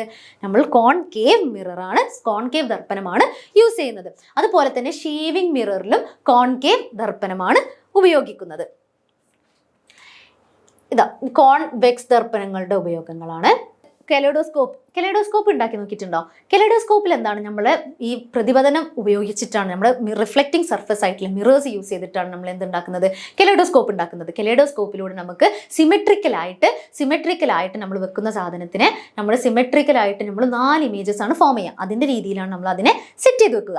ഓക്കെ, അപ്പോൾ അത് കെലൈഡോസ്കോപ്പിലൂടെ 4 ഈക്വൽ ആയിട്ടുള്ള രൂപങ്ങളാണ് നമുക്ക് ഇമേജ് ഉണ്ടാകുന്നത്. ഓക്കെ, അപ്പോൾ അതെന്ന് പറയുന്നത് എന്താണ്? നമ്മുടെ കെലൈഡോസ്കോപ്പിൽ 90 ഡിഗ്രിയിൽ ലംബ രീതിയിലാണ് നമ്മൾ എന്ത് വെക്കുന്നത്? കെലൈഡോസ്കോപ്പ് നിർമ്മിച്ച് വെക്കുന്നത്. ഓക്കെ, എന്തായാലും ഒരു കെലൈഡോസ്കോപ്പ് ഒന്ന് നിർമ്മിച്ച് നോക്കണം, രസമല്ലേ? ഇനി അടുത്തത് നമുക്ക് പറയാനുള്ള എന്താണ്? പെരിസ്കോപ്പ് എന്ന് പറയുന്നത് എന്തിനാ യൂസ് ചെയ്യുന്നത് വെച്ചാൽ, ഈ യുദ്ധം ഉണ്ടാകുമ്പോൾ അതേമാതിരി സബ്മറൈനിലെയൊക്കെ നമ്മുടെ പുറത്ത് എന്താണോ നടക്കുന്നത് അകലെ ഒളിച്ചിരുന്നിട്ട് നമുക്ക് കാണാൻ സാധിക്കും. അപ്പോൾ നമുക്ക് എന്താണ്? ഇവിടെ നമ്മൾ മിറർ എന്ത് ചെയ്യുന്നറിയോ? പാരലായിട്ട് 45 ഡിഗ്രിയിൽ നമ്മുടെ മിറേഴ്സിനെ വെക്കും. എന്നിട്ട് അവിടെ എന്ത് ചെയ്യും? ഇവിടെ ഇപ്പോൾ ഒരു ഇമേജ് ഉണ്ടെങ്കിൽ, നമ്മുടെ ഒരു ഒബ്ജക്റ്റ് ഉണ്ടെങ്കിൽ അതിൻ്റെ റിഫ്ലക്ഷൻ, അതിൻ്റെ പ്രതിപതനം ഈ മിററിൽ തട്ടി, ഈ ദർപ്പണത്തിൽ തട്ടിയിട്ട് അത് ഈ ദർപ്പണത്തിലേക്ക് വരും. ആ ദർപ്പണത്തിൽ നിന്നിട്ട് നമുക്ക് വീണ്ടും എന്ത് കിട്ടും? റിഫ്ലക്ഷൻ കിട്ടും. അങ്ങനെയാണ് നമുക്ക് ദൂരെയുള്ള സാധനത്തിനെ ഇങ്ങനെ ഈ 45 ഡിഗ്രിയിൽ പാരലായിട്ട് വെക്കുമ്പോൾ നമുക്ക് എന്ത് കിട്ടും? പെരിസ്കോപ്പ് അതിനാണ് യൂസ് ചെയ്യുന്നത്. നമുക്ക് ദൂരെയുള്ള സാധനത്തിനെ നമുക്ക് ഉള്ളിൽ നിന്നിട്ട് അതുപോലെ സബ്മറൈനിലൊക്കെ നമുക്ക് യൂസ് ചെയ്യാൻ പറ്റും. അതിനെയാണ് പെരിസ്കോപ്പ് എന്ന് പറയുന്നത്. ഇതാ പെരിസ്കോപ്പ് സബ്മറൈനിൽ നമ്മൾ എന്ത് ചെയ്യും, ഇവിടെ എന്താണ് ടിൽറ്റ് ചെയ്തിട്ട് ഇവിടെ രണ്ട് ഭാഗത്തും നമ്മുടെ എന്ത് വെക്കും, നമ്മുടെ മിറർ വെക്കും. എന്നിട്ട് നമ്മുടെ മിറർ വെച്ചിട്ട് അതെന്ത് ചെയ്യും, റിഫ്ലക്ഷൻ സംഭവിച്ചിട്ട് നമുക്ക് ഇവിടുന്ന് റിഫ്ലക്ട് ചെയ്യും. എന്തൊക്കെയാണ് ദൂരെയുള്ള സാധനങ്ങളൊക്കെ റിഫ്ലക്ട് ചെയ്തേക്ക് വന്ന് നമ്മുടെ ഇവിടെ റിഫ്ലക്ഷൻ സംഭവിച്ച് നമുക്ക് അത് ഉള്ളിലിരുന്ന് തന്നെ അകലെയുള്ള കാര്യങ്ങൾ ഒളിച്ചിരുന്ന് തന്നെ കാണാൻ സാധിക്കും. ഇനി അടുത്തത് നമുക്ക് പറയാനുള്ളത് എന്താണ്, പ്രകാശത്തിന്റെ അപവർത്തനമാണ് പറയാനുള്ളത്. പ്രകാശം ഒരു മീഡിയത്തിൽ നിന്ന് മറ്റൊരു മീഡിയത്തിലേക്ക് പോകുമ്പോൾ ഒരു മീഡിയത്തിൽ നിന്ന് മറ്റൊരു മീഡിയത്തിലേക്ക് പോകുമ്പോൾ അവിടെ ഒരു മീഡിയം ചേഞ്ച് വരുമ്പോൾ ഒരു ബെൻഡ് വരും നമ്മുടെ ലൈറ്റ് റിഫ്ലക്ഷന്. ഓക്കെ, നമ്മുടെ ലൈറ്റ് റിഫ്ലക്ഷന് ഒരു ബെൻഡ് വരും ഒരു മീഡിയത്തിൽ നിന്ന് ഒരു മീഡിയത്തിലേക്ക്. ഇത് നമ്മുടെ എന്താണ്, ഇൻസിഡന്റ് റേ ആണ്. നമ്മുടെ ഇൻസിഡന്റ് റേ പതന കോണും അതുപോലെ ഇത് പതന രശ്മിയും അതുപോലെ തന്നെ ഇതെന്താണ് പ്രതിപതന രശ്മിയുമാണ് ഉണ്ടാകുന്നത്. അപ്പൊ ഇതെന്താണ്, ഇത് ഒരു മീഡിയം ചേഞ്ച് വരുമ്പോൾ ഇവിടെ മീഡിയം ചേഞ്ച് വരുമ്പോൾ ചെറുതായിട്ടൊന്ന് നമ്മുടെ ആംഗിൾ ഒന്ന് നമ്മുടെ റിഫ്ലക്ഷൻ റേ അല്ലെങ്കിൽ അപവർത്തന റേ എന്ത് ചെയ്യും, അപവർത്തന റേ എന്നാണ് പറയാ. അതെന്ത് ചെയ്യും, അതൊന്ന് ജസ്റ്റ് ഒന്ന് ടിൽറ്റ് ചെയ്തിട്ടൊന്ന് മൂവ് ചെയ്യും. കാരണം എന്താണ്, നമ്മുടെ മീഡിയം ചേഞ്ച് ചെയ്യുന്നത് കൊണ്ടാണ് അങ്ങനെ സംഭവിക്കുന്നത്. ഒരു മീഡിയത്തിൽ നിന്ന് മറ്റൊരു മീഡിയത്തിലേക്ക് വരുമ്പോൾ നമ്മുടെ പ്രകാശരശ്മിക്ക് ഒരു ചെറുതായിട്ടൊരു ബെൻഡ് വരും. ആ ബെൻഡ് വരുന്ന ഫിനോമിനെയാണ് നമ്മൾ എന്തെന്ന് പറയുന്നത്, അപവർത്തനം എന്ന് പറയുന്നത്. നമ്മുടെ പെൻസിൽ വെള്ളത്തിൽ വെച്ചിട്ടുണ്ട്. അപ്പോൾ അതുപോലെ തന്നെ നമ്മൾ അക്വേറിയത്തിൽ മീൻ കാണുമ്പോൾ നമുക്കൊന്ന് ജസ്റ്റ് ഒന്ന് വലുതായിട്ട് തോന്നൂലേ? കാരണം എന്താണ്, അവിടെ അപവർത്തനമാണ് സംഭവിക്കുന്നത്. അപ്പോൾ ഇവിടെ എന്താണ്, നമ്മുടെ പെൻസിലിനെ നമ്മൾ വെള്ളത്തിലേക്ക് മുക്കി വെച്ചു. അപ്പോൾ വെള്ളത്തിലേക്ക് മുക്കി വെക്കുമ്പോൾ എന്ത് സംഭവിക്കും, ആ പെൻസിൽ ഒന്ന് ബെൻഡ് ചെയ്ത പോലെ തോന്നും. അല്ലെങ്കിൽ വെള്ളത്തിൽ പെൻസിൽ വെള്ളത്തിലിട്ടാലും ഒരു ബെൻഡ് ചെറുതായിട്ട് ഫീൽ ചെയ്യും. കാരണം എന്താ, അവിടെ നമ്മുടെ പ്രകാശരശ്മികളിൽ ഒരു മീഡിയം ചേഞ്ച് സംഭവിക്കുന്നുണ്ട്. നമ്മുടെ എയറിൽ നിന്നിട്ട് അത് വാട്ടറിലേക്കാണ് പോകുന്നത്. അപ്പോൾ രണ്ട് മീഡിയ ആയിട്ട് സംഭവിക്കുമ്പോൾ നമ്മുടെ പ്രകാശരശ്മി ഒന്ന് ബെൻഡ് ചെയ്ത പോലെ നമുക്ക് ഫീൽ ചെയ്യും. അതുപോലെ തന്നെ നമ്മുടെ ആയം കൂടിയ പോലെ തോന്നൂലേ നമുക്ക് സ്വിമ്മിംഗ് പൂളിലൊക്കെ? അത് എന്തുകൊണ്ടാണ്, അപവർത്തനം ഉണ്ടാകുന്നത് കൊണ്ടാണ്. പ്രകാശ പ്രകീർണമാണ് നമ്മൾ അടുത്ത് ഡിസ്കസ് ചെയ്യാൻ പോകുന്നത്. അപവർത്തനത്തിന്റെ ഒരു ഫിനോമിനനാണ് എന്ത്, നമ്മുടെ പ്രകാശ പ്രകീർണനം എന്ന് പറയുന്നത്. പ്രകാശ പ്രകീർണത്തിൽ എന്താണ്, നമ്മൾ പ്രിസത്തിലൂടെ നമ്മൾ വൈറ്റ് ലൈറ്റ് കടത്തിവിടുമ്പോൾ, ധവളപ്രകാശം കടത്തിവിടുമ്പോൾ എന്ത് സംഭവിക്കും, 7 വർണ്ണങ്ങളായിട്ട് നമ്മുടെ 7 ഘടകങ്ങളായിട്ട് എന്തായിട്ട് മാറും, വിബ്ജിയോർ പറഞ്ഞ കളർ ഫോം ചെയ്യും. ഓക്കെ, അത് വിബ്ജിയോർ ഏതാണ്, violet, IndiGo, blue, green, yellow, orange, red ആയിട്ടാണ് വരുന്നത്. ഓക്കെ, അപ്പൊ നമ്മുടെ ഇവിടെ എന്താണ്, പ്രകീർണം എന്ന് പറയുന്നത് വൈറ്റ് ലൈറ്റിൽ നമ്മൾ 7 കളേഴ്സ് ആയിട്ട് സ്പ്ലിറ്റ് ചെയ്യുന്നുണ്ട്. ആ സ്പ്ലിറ്റ് ചെയ്യുന്നത് എന്താണ്, നമ്മൾ വൈറ്റ് ലൈറ്റിൽ ഏതൊക്കെ കളേഴ്സ് ഉണ്ട്, വിബ്ജിയോർ കളേഴ്സ് ഉണ്ട്. ഏതൊക്കെ കളേഴ്സ് ഉള്ളത്, വിബ്ജിയോർ കളേഴ്സ് ഉണ്ട്. ഇത് തന്നെ ഈ പ്രതിഭാസം തന്നെയാണ് നമ്മുടെ എന്തിലുള്ളത്, റെയിൻബോയിലുള്ളത്. നമ്മുടെ സൺലൈറ്റിൽ നിന്ന് വരുന്ന ലൈറ്റ് തട്ടിത്തെറിച്ച് നമ്മുടെ വാട്ടർ മോളിക്യൂൾസിലേക്കും അതുപോലെ തന്നെ ഡസ്റ്റ് പാർട്ടിക്കിളിലൊക്കെ തട്ടിത്തെറിച്ച് അതെന്താകും, ഡിസ്പേർഷനും കാര്യങ്ങളും സംഭവിക്കും, പ്രകീർണനം സംഭവിക്കും. ഇനി അടുത്ത് നമ്മൾ പറയാൻ പോകുന്നത് കളർ ഡിസ്ക് ഓഫ് ന്യൂട്ടൺ ആണ്. അതെന്താ ന്യൂട്ടൺ പറയുന്നത് എന്താ വെച്ചാൽ നമുക്കറിയാവോ, നമ്മുടെ ഇവിടെ വിബ്ജിയോർ പറഞ്ഞ കളേഴ്സ് ആയിട്ട് നമ്മൾ ഒരു ഡിസ്കിൽ കളർ ചെയ്തിട്ടുണ്ട്. ആ ഡിസ്ക് നമ്മൾ റൊട്ടേറ്റ് ചെയ്യുകയാണ്. ഓക്കെ, നല്ലപോലെ റൊട്ടേറ്റ് ചെയ്യുമ്പോൾ നമ്മുടെ ഈ കളേഴ്സൊക്കെ മങ്ങി പോയി വൈറ്റ് ആയിട്ട് വരും. അപ്പോൾ നമുക്ക് എന്ത് മനസ്സിലായി, ഈ 7 വർണ്ണങ്ങളാണ് നമ്മുടെ വൈറ്റ് ലൈറ്റിലുള്ളതെന്ന് മനസ്സിലായി. അതുപോലെ തന്നെ ഈ വൈറ്റ് ലൈറ്റ് ധവള പ്രകാശത്തിന് 7 ഘടകങ്ങളാക്കിയിട്ട് 7 പ്രകാശ ഘടകങ്ങളാക്കിയിട്ട് വിബ്ജിയോറായിട്ടും സ്പ്ലിറ്റ് ചെയ്യാൻ പറ്റും എന്നുള്ള കാര്യം നമുക്ക് മനസ്സിലായി. ഇനി അടുത്തത് വിസരണമാണ് പഠിക്കാൻ പോകുന്നത്. വിസരണം എന്തുകൊണ്ടാണ് നമ്മുടെ ആകാശത്തിന്റെ നിറം നീല നിറം എന്നറിയാവോ? എന്താണ് കാരണം? വിസരണം കാരണത്താലെയാണ്. നമ്മുടെ വിബ്ജിയോർ നമ്മൾ പഠിച്ചില്ലേ, 7 കളേഴ്സ് ഉണ്ട് എന്ന് പറഞ്ഞില്ലേ? ആ വിബ്ജിയോറിൽ ഈ VIB അല്ലെങ്കിൽ വിബ് എന്ന് പറഞ്ഞ വയലറ്റ്, ഇൻഡിഗോ, ബ്ലൂ, ഈ നിറങ്ങൾ എന്തുണ്ട്, അതിന് ഊർജം കൂടുതലാണ്. ഊർജം കൂടുതലും അതുപോലെ തന്നെ തരംഗ ദൈർഘ്യം എന്താണ്, കുറവാണ്.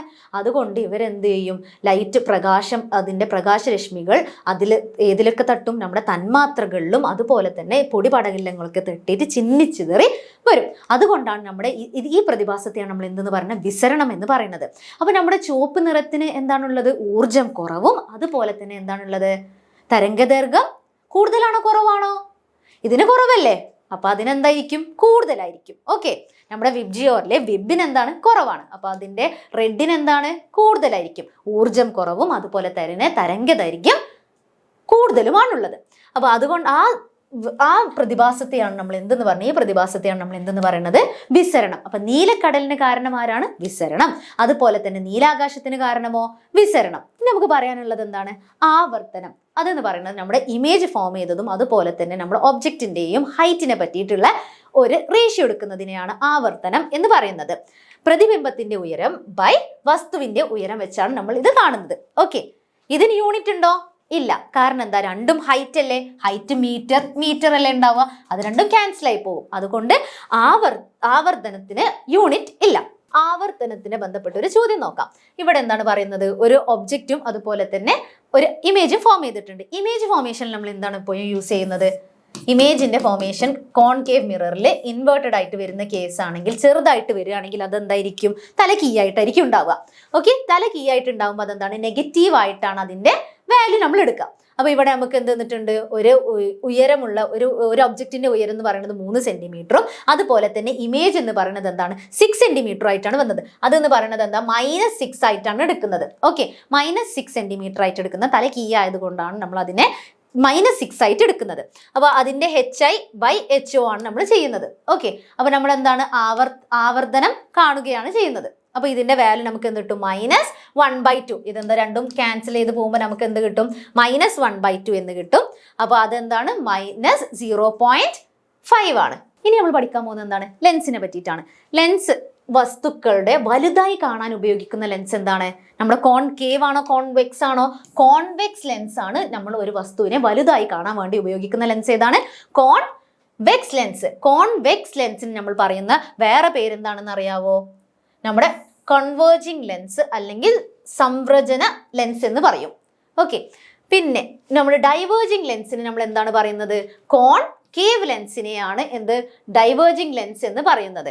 ഹ്രസ്വദൃഷ്ടി പരിഹരിക്കാൻ നമ്മൾ എന്ത് യൂസ് ചെയ്യും? കോൺകേവ് ലെൻസ് യൂസ് ചെയ്യും.